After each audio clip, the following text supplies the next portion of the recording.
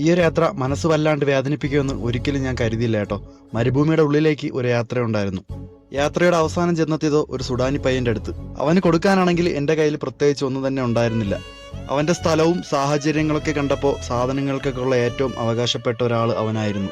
മരുഭൂമിയുടെ അങ്ങേയറ്റം എന്ന് വേണമെങ്കിൽ പറയാം ആ ഒരു സ്ഥലം എന്ന് പറയുമ്പോൾ ഒരു ഉൾപ്രദേശം. ആളുകളോ മറ്റ് സൗകര്യങ്ങളോ അങ്ങനെ ഒന്നും തന്നെ ഇല്ല. ഏകദേശം ഒരു 30 കിലോമീറ്റർ എടുത്താൽ ആ ഒരു 30 കിലോമീറ്ററിനകത്ത് ഇവൻ മാത്രമേ ഒറ്റയ്ക്കേ ഉള്ളൂ. വഴിയെന്ന് പറഞ്ഞാൽ മഴയൊക്കെ പെയ്യുമ്പോൾ നല്ല രീതിയിൽ വെള്ളം ശക്തമായിട്ട് ഒഴുകിക്കൊണ്ടിരിക്കുന്ന ഒരു സ്ഥലത്തൂടെയാണ് ഞാൻ പൊയ്ക്കൊണ്ടിരിക്കുന്നത്.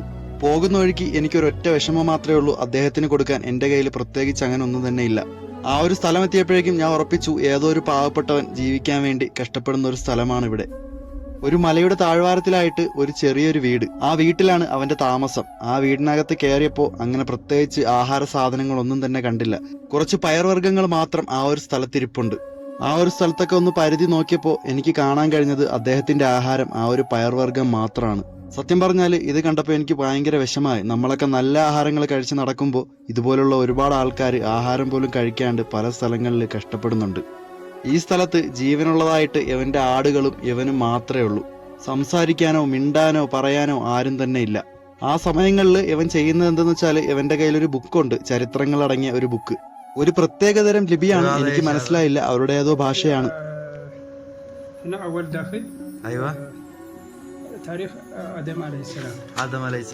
എനിക്ക് അവന് കൊടുക്കാൻ കഴിഞ്ഞത് എൻ്റെ കയ്യിൽ മുമ്പ് ഒരാൾ തന്ന ഒരു ഷർട്ട് ഉണ്ടായിരുന്നു, അതും ഈത്തപ്പഴവും.